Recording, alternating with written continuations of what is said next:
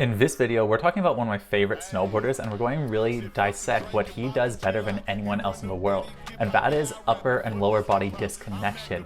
Liam Brearley, you might have heard of him. If not, you'll definitely know of him soon because he's about to win everything. He was close last year and he's going to be really delivering this year, and a lot of it has to do with this really fantastic upper and lower body disconnect movement that we're seeing in this edit. So let's go and break down how he does it and why does it work so well.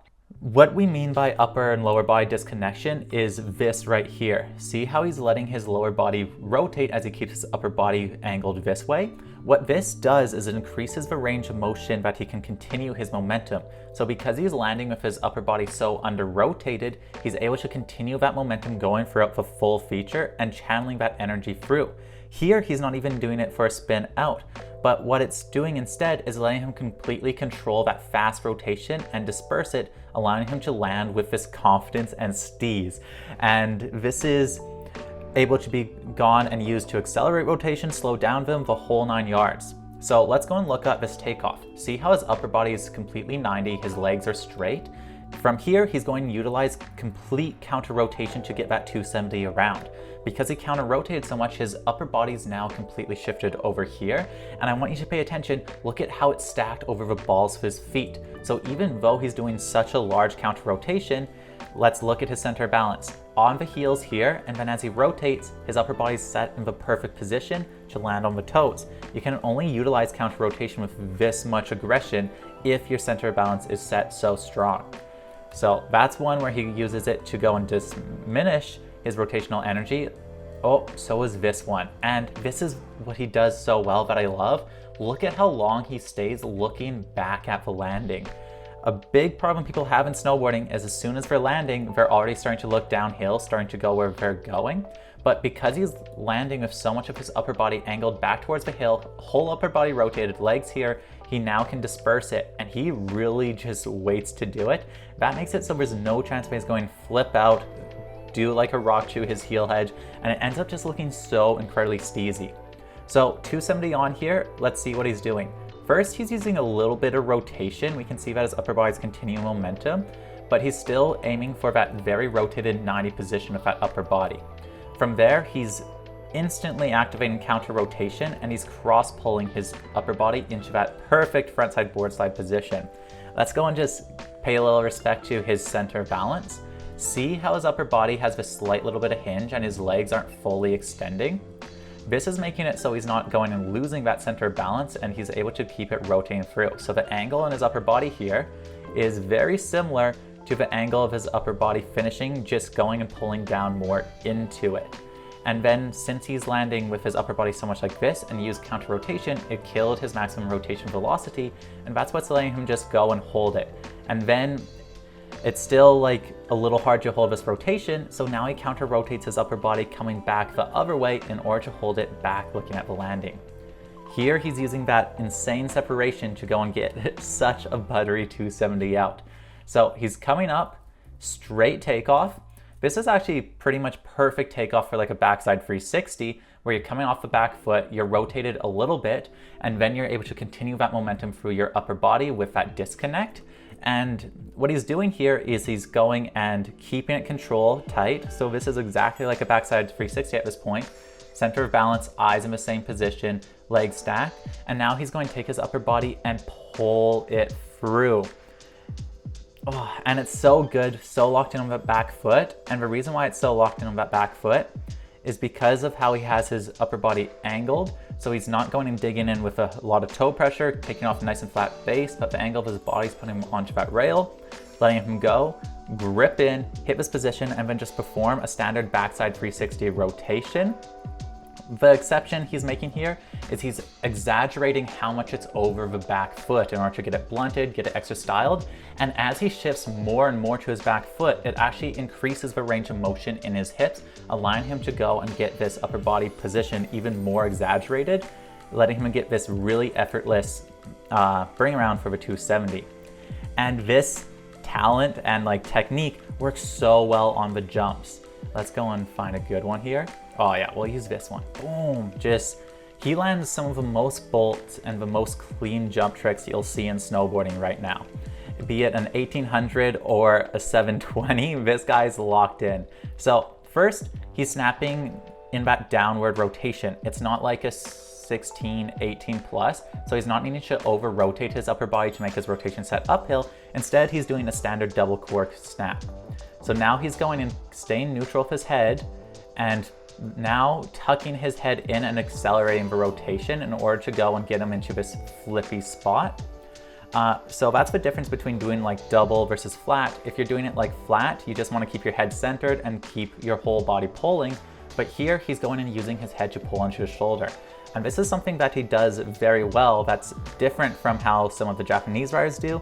And he does a lot of like changing and spotting. So double spotting, keeping his head in one place, shifting around, moving it quicker. Because he has so much air awareness and so many key positions and such good disconnection between his upper and lower body, he's really flexible with placing his head. Let's see if we can actually see it on this front side spin. So see here, he's coming in, spotting, and now he's going and pulling his head around, and look at how much he's tucking into his shoulder. I know I normally say you don't want to tuck your head into your shoulder, but the way that Liam does his tricks is more flippy based, so that means he needs to go and tuck his shoulder in order to change that axis of rotation, and that's what's letting him get these really unique axes of rotation, is taking the head so he's setting on multiple axes of rotation throughout the spin. This back 12 is more standard, but look at how he keeps his eyes on the landing. So now his lower body, he's rotated like 930, 950, and now he's just letting his lower body continue that rotation as his head stays pointing straight. And that's leaving him in this super, super exaggerated twisted position back uphill. When he twists this much, not only is it making sure that he's spotting blind landing back uphill, what's going to let him diminish his rotational energy, but it's also twisting him, what's making him so he's artificially taller over his snowboard. If you're spotting like here, it's going to be way easier to spot leaning forward. But because he's exaggerating this twist and letting his lower body rotate so much disconnected, it's elongating him, and that's making it so he can disperse the energy more clean. And because he's looking back uphill, it's easy for him to go and dig in that toe edge. And look at this squat position. See how he's landing in this tall position? Look at his center of weight. Right here, a little bit heavy on the toe edge, and then he shifts straight to a normal stack position as he's dispersing it. And as he goes down, look at how clean he's dispensing that impact straight down into the balls of feet. This is a massive impact, completely compressed him, but his line of dispersing that momentum goes a little bit toe heavy, more towards flat base, more towards that normal stack position, just dispersed so cleanly. And this technique also lets him do some of the cleanest pretzels in the game. Like, this is absolutely ridiculous. Let's break this down, because I know backboard pretzels, a big dream trick a lot of people have, and it's a trick I struggle to do clean like this. So what is he doing to make this so ridiculously superb? So let's go and break it down all the way from the start. So first things first, I want you to pay attention to how little he's extending his legs. This is such an important thing for high-level rail riding, and it's the fact that if you ride off your tail, you don't need to extend your legs, and you want as little height to get onto that rail as possible. So what's more important is maintaining the same position you want to be in for the actual backside board slide coming off the takeoff. And that doesn't mean as much like chest being opened, it more means the bending your legs and bending your upper body correlation. This makes it so instead of extending the knee to compress again, all he needs to do is activate his counter rotation.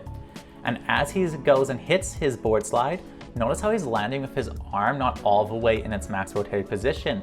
This is letting him create a little bit of rotational energy as that arm continues to rotate. This is my big problem, and a big problem I see with back pretzels is the fact that I'll land with my arms all the way over here, so I have nothing generating rotation, only letting me use counter rotation. But because he's letting his upper body land in a more neutral position and carrying it through, he's now able to go and keep that momentum going just ever so slightly. We can see that it stops a little bit, but as it's stopping, he's shifting his weight more and more onto his front leg. That's opening the range of motion in his hips, allowing him to go and get his upper body more and more exaggerated. And this also has the added effect of making it so he has even board pressure. Even board pressure is one of the key things for getting a clean 270 out on a rail, because if you're sagging this way, it's going to be easier to rotate, but you're going to risk clipping the rail and popping off to the side. So by going and exaggerating this position, and we see this leg extended, this knee coming in, pushing in, everything is being done in order to increase the pressure on that front foot and increase the range of motion in his hips. And then he continues that momentum all the way to its max, and that's building the tension in the core, building the torsion, and that's letting him go and snap it all the way back. And look at how exaggerated this motion is. He's going and using almost completely counter rotation here, and that makes me I need to pull back with this. I think the reason why he's doing this like less exaggerated position is he's letting him get into this more intense position without going and like building that rotational energy or being in a compromised state. He's easing his way into it. I was saying stuff as if it was the same way, so I was a little bit misinformation there, but still applicable. And then this is why it's really hard to get a pretzel this good, is look at how exaggerate. His hips are facing the camera right now, and he's fully pulling it around. So if you're not working on your flexibility during the summer, you're not building this range of motion, how are you going to be able to pretzel yourself and contort yourself that much? It's just something that you need to have that range of motion unlocked. And now look at his spot. All the way back here. It looks like he just landed a jump facing the other direction, and this is going to let him just completely casually disperse it. Fast edit here, but it's what's being done. 450 out, straight uphill again, looking back at the camera, and just look at how sick that is being so delayed. Back lip, see how he's just completely straight, riding off the end of the tail, not going and adding any extension to his legs, keeping that hinge in his upper body, eyes towards the end of the rail, shoulders squared. Letting him go and pop up and rotate right onto that front foot with making very minimal changes. Just as he adds that rotation, he keeps his upper body over, keeping his center weight at the same spot, just in a more exaggerated version. So if we look at his upper body here, we can see that he's actually shifting his upper body very minimally. And he's making sure that he's definitely not shifting that center of balance besides what it needs to be done to go from heels to toes. And then as he pulls it back, boom, right back uphill, using that counter rotation to pull it back super steezy and get that clean line while locking it in. One more trick here, and it's just absolute beauty back 10, it looks like. He's even using it for the back 10 here. So see how his upper body's rotated all the way 90 over his front foot. This is making it so he can utilize counter rotation right here to clean it all up. Landing with his chest 90, board torsion, knee forward, letting him dig in that toe edge, kill that rotational energy, and that's going to let him stomp in and ride away clean. So Liam Brearley, he's such a powerful rider because he's so good at breaking down the tricks to the mechanics that work for him specifically. He does a lot of time wakeboarding, and you can really see that in his riding.